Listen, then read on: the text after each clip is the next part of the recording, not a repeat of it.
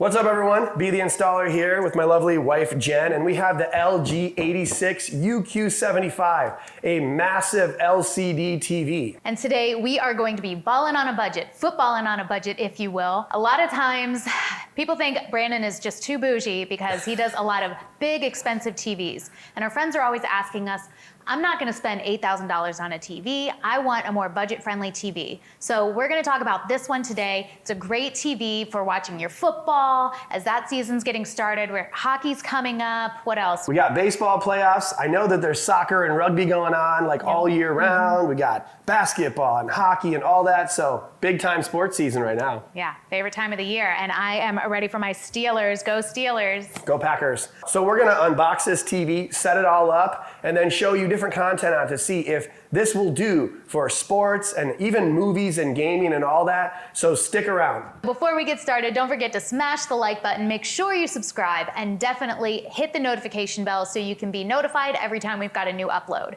So the question of the day is, do you think that this 86-inch TV, it's only $1,300, can satisfy Captain Fancy Pants over here? Are you the Fancy Pants in your family? Will this work for you? I want to know. Leave a comment below. Let's do it. All right, Jen, you ready to do this? Let's do it. All right. It's a big TV. Yeah.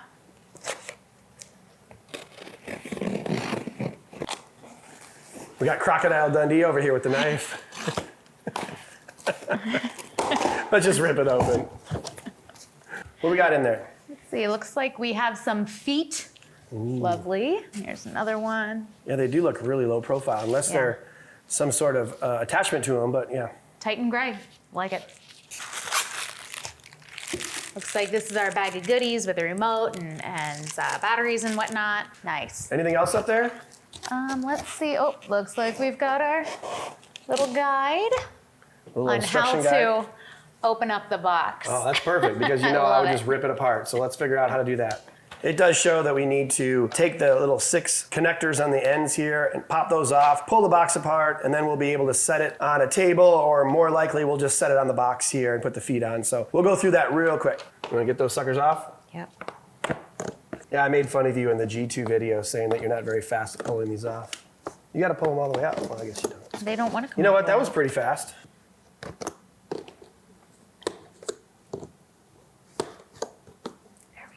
I'm gonna open that sucker up. And this makes it easy because then you don't have to try to lift the box straight up, which we could in this room because it's really tall, but most people don't have that, so Jen will just drop the boxes off. There you go. Good stuff, Jen. She's a pro. So in lieu of having a giant table to lay this down on, we're just gonna use the styrofoam because you have to elevate it in order to get the feet on. It's kind of tricky, so we'll just take the styrofoam, set it up in a nice square down here, put the TV face down on that, and then we'll be able to get the feet on, stand it up, piece of cake. Let's do it. All right, let's go. Lift it up. Look at that. All right, you got it? Cool. We can lay it down right here. I'll be honest, it's more like sturdy of a TV than some of the other ones that we do where you're like concerned you're gonna snap an OLED screen. Pretty sturdy TV. Open this up. The feet just pop right in there. Something like this. Man, that's well wrapped. I don't know if they're the exact same or if one is left and one is right. Does that say anything on it? All right, so we got 2 identical feet. It looks like the notch just goes in the front. Go ahead and put it in there, and then they just kind of hold on to themselves there. So why don't we screw them in?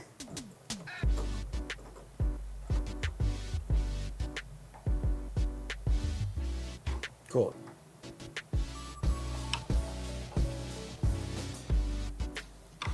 All right, looks good. Let's stand this sucker up. This way, I think we can just tip it up. So you just want to tip it up? Yep. Okay. 1, 2, 3. Awesome. Ooh, watch out, Caesar. We'll get the rest of the styrofoam back out of the way. That worked out well. I like how we can just use the styrofoam instead of having to find a clean table, which we don't have. Looks like it. Ready? The door is wide open. Yep, sure is.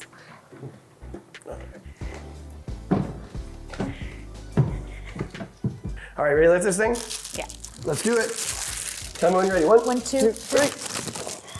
All right. All right, I do like the feet. Easy, lift it up there, get it no problem. Raise it up over a soundbar. Let's take the plastic off, huh? Up and over. Woo. All right, Jen, here, do your worst. Get this plastic off this TV.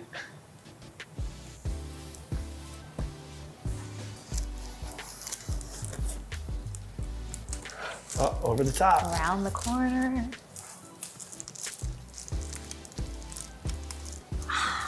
Another one.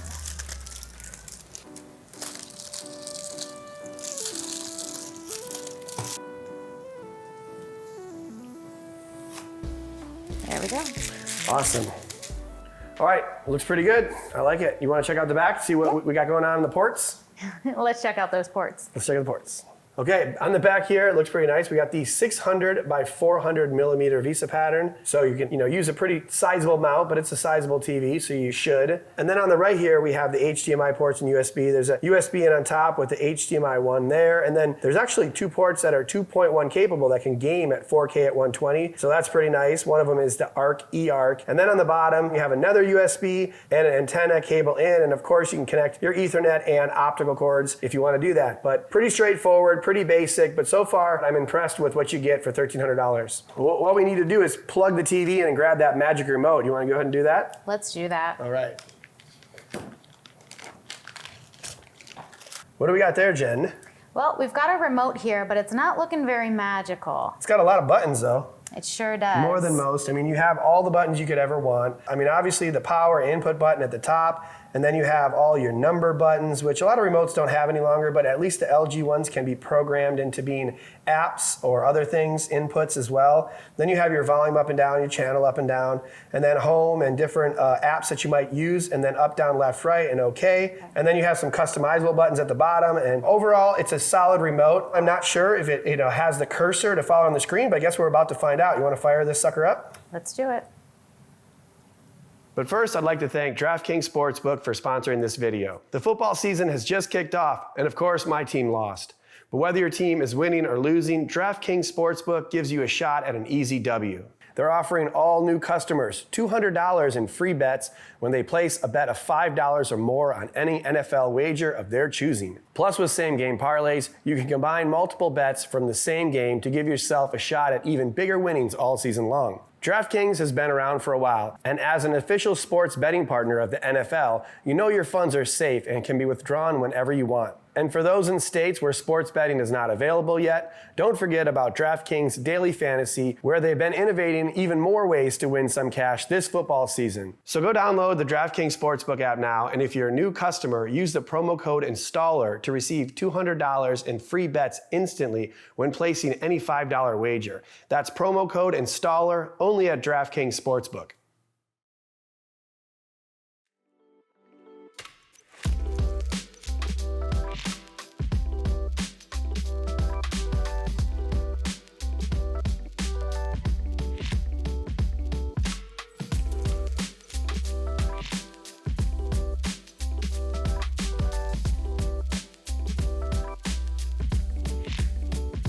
All right, we have it all set up. Now I want to go quickly into the energy saving mode and turn that off, because otherwise you never know what your minimum brightness is going to be. And so you want to have full power. Can't evaluate a TV if it's being disabled in some degree. So we'll turn that off and make sure it's all of those sort of features are off. And then go back into the picture settings and just make sure it's set to standard for now. We'll change it if needed for movies and make sure that the brightness is maxed out. There we go. And we're all set there. So that was real simple, but make sure you do that, because if you have that on, or if you have it on the auto power save mode right here, it'll dim the screen a bit.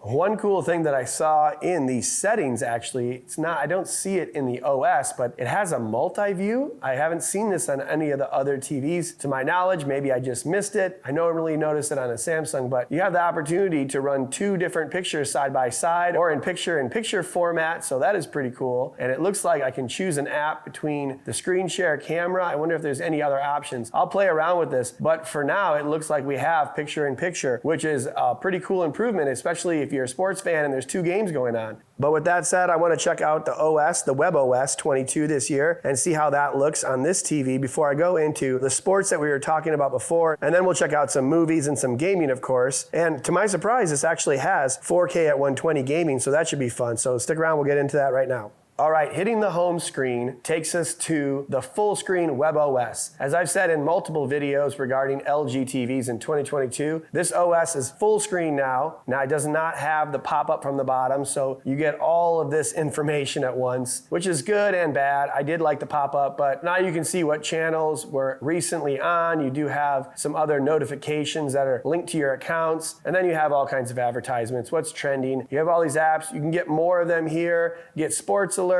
You can change from one room to another, which is pretty cool. And then you have your home dashboard for the ThinkQ app, which is down here. You have all this as well. Different inputs and things you can connect to. So it's pretty solid. It has a lot of good stuff. And then it just goes on forever down if you keep going. Again, sports score, shopping. A lot of these things can be customized and removed. But overall, it's not bad. It's probably one of my top 2 OSs besides the new Google TV. But really, I know you guys want to see more than just the OS. So let's get into the cable content and specifically sports that we were speaking about and see how the TV looks. All right, so we're watching some sports, NFL today, checking out the highlights from this last weekend in football. And I checked all the settings to kind of make sure that they were in line with where I would want them on an LG TV. Make sure it's at peak brightness, had good contrast, increased that advanced contrast a bit, and then went around, changed the color to a more neutral setting. I don't like it super warm on this TV. And then I went in and changed the noise reduction a bit for this lower resolution, lower bandwidth content, as sometimes it can get a bit grainy on a larger screen like this. And then lastly, we set the motion to the typical settings that I watch as a custom profile where the de-judder and de-blur are both around 3 of 10. So now that I have all those settings dialed in, we have some NFL on here to check out some of these highlights. And I have to say it's pretty solid overall with regards to its picture quality. It's not the brightest TV you can buy, but for the money, it's pretty good. I'm pretty happy with the contrast. It looks good again for how low of resolution this content is. It upscales quite nicely, and the motion is definitely watchable. I don't see any specific issue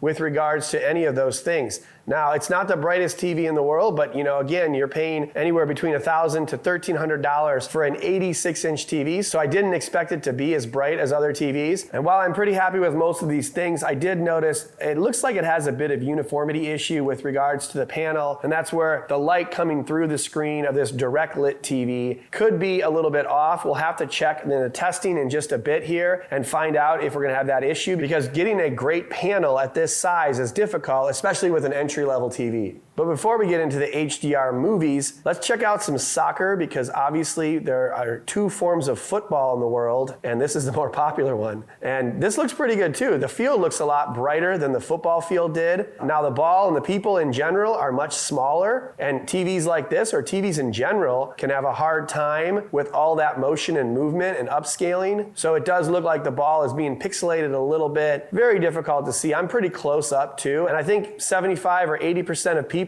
maybe even higher, would be really happy with this for watching these sorts of sporting events. So overall, I think this UQ75 is definitely passing the sporting event test and looking quite good on both kinds of football. So let's get into some HDR and see if we can keep this momentum going. Okay, Jen, what do you think? Is it the best TV ever or what? I don't know. I mean, I could definitely fall asleep to this, but why don't you work some of your magic and then you let me know what you think. What do you think, Caesar? Should we do that? Should we do that? All right, let's do it. High five. All right, well, thanks for the help. Appreciate it. You're released. You're both released. Come on, Caesar. All right, so we're on Encanto here because we use this movie to check out some of the scenes that we're used to watching and to check for, how bright a scene can get or how good the contrast is in a specific TV. And it's about where I would expect it to be for a TV of this cost, or maybe it even outperforms my expectations a bit in that it's not super, super bright, nor does it have extreme contrast ratio. But you can see in the brighter scenes, it looks pretty good. And it would be hard for me to differentiate this TV from some of the other ones that I've reviewed, like the Samsung Frame, or maybe even the Sony X90J, for example, that are LCD-based TVs like this, especially for the price. But the fact that this is just so large, it's not too bad. But when it comes to darker scenes, it becomes a little bit hard to make out detail because of the lack of brightness and contrast. But that is pretty common of most TVs that are a little bit less expensive like this. This is a scene that we use to try to see detail in the hair of both characters. Some of the LCD-based TVs struggle with this sort of thing, which is something you'd expect when you have light coming out and then you have to either block or allow that light. And OLED TVs typically handle this much better where you see so much more detail. Some of the top-end QLEDs perform better because they're able to really shine that bright light through. So overall, while I'm pretty happy with this TV for sports, HDR movies, especially very dark scenes, are a little bit hard to see. So if you have a bright room and you want to watch these darker scene movies, just realize it's going to be a little bit tougher to see all the detail. But again, I think most people aren't expecting this to be that HDR movie machine. So I would still say almost everyone that would buy this TV would be happy with this big budget TV for these HDR movies. And watching this dark scene, I can see some of the reflections behind, as you probably can. So it's a good opportunity for us to do a couple tests. One would be the reflection of the light, which is important in a bright room. A couple of factors that help with regards to TV brightness and viewing is either the TV needs to be extremely bright and or it needs to be able to knock down reflections. And unfortunately, this TV isn't perfect at either one of these things. It does have some anti-reflective coating that sort of diffracts the light across the screen, which is better than just a matte screen that just, it comes right back at you. But there is still a lot of light in the reflection. And then again, with regards to the HDR performance, it's not perfect on this. Maybe we can go back to some regular sports footage and see how that looks as well. As you can see, it's a little bit better when watching sports, but it's still not perfect. You can definitely see the reflections. I think for the price of this TV, most people could say, I'll just shut my curtains, make it a little bit easier on the TV to show me a bright image by taking down some of the things that reflect in the background, turn the lights off, whatever you have to do. Same could be said for watching a movie. You know, you could watch it in a dark room and be good, because honestly, this TV is still brighter than the projectors that we've reviewed lately. And you know, for those, you got to watch them in a darker room. And I think for most people buying an 86-inch TV, you know, they're going to find ways to watch movies on it because that's the whole point. It's a huge immersive TV, and you know, you're going to have to make the conditions perfect for your guys' viewing enjoyment. But this brings us back to that dirty screen effect or the light uniformity we were talking about. So let's go and show you guys that test and see how it performs. So watching this modern, wise, dirty screen effect test, what you got to do is watch the hockey player move left or right and notice the darkened spots behind him. And when doing so, I can tell there is a fair amount of light uniformity issues on this TV. Overall, it's a little bit distracting, but I've seen a lot of more expensive TVs look this bad. So it's one of those things where if you don't even run this test, you probably won't notice it. But if you're a TV connoisseur like I am, you're probably going to see some of this when you're watching a shot that pans left to right, or if you're watching a full screen soccer game or football game where the cameras are panning, normally you'll see some of this issue that looks like there's dirt on the screen. If you're a gamer, you might also see this when playing a game that goes left or right. You might notice that the sky could be a little bit cloudy when it's not supposed to be. So again, it's a little bit more disappointing when you pay $6,000 or $8,000 for a TV for this to occur. So when you're paying $1,000 or $1,300 for an 86-inch TV or $499 for the 65-inch version of this TV, not quite as big of a deal. But overall, you'll have to let me know in the comments what you guys think about the dirty screen effect test on this. But that makes me think about gaming, and I think we should jump into that because I'm sure a lot of people will be pretty excited to see 4K at 120 gaming on this big TV.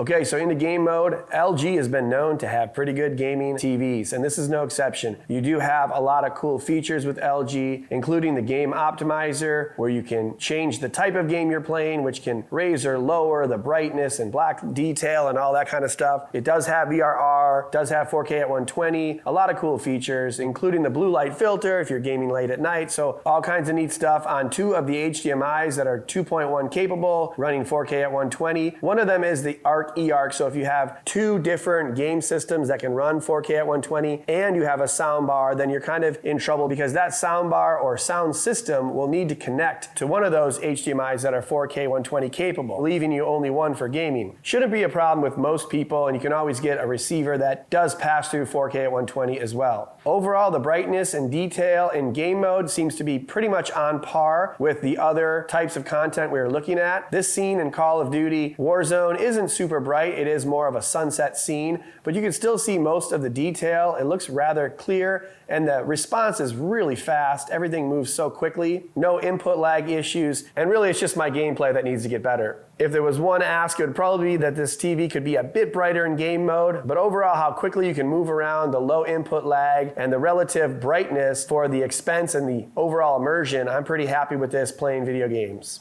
So overall, I'm pretty happy with the TV. It's not going to knock your socks off with regard to any specific features or specs, besides the fact that it's absolutely enormous and the price is extremely competitive. You can find TVs that are brighter, and you can find TVs that may be bigger, but you're definitely not going to find one that has the same combination of size and price tag like this 86-inch UQ75. I think for most families, including mine, this would definitely work for football Sundays or for any other sporting events for that matter. HDR movies might be a little bit trickier. I do fancy myself an OLED connoisseur, and for watching movies, I probably would go that route, but again, those are much more expensive, so it may not be an option for most people trying to ball on a budget here. But gaming is quite fun, and overall, this TV, for its size, is much quicker and brighter than some of the projectors that we've reviewed in the past, and it's just a fraction of the price. So let me know in the comments, is this LG 86 UQ75 something that you're looking to pick up for the football season? Let me know in the comments. Ask any other questions that you may have. Definitely smash the like button, subscribe to the channel, and hit the notification bell so you're notified when I upload a video like this. And remember, click the link in the description below. Use code INSTALLER at DraftKings Sportsbook. See you in the next one.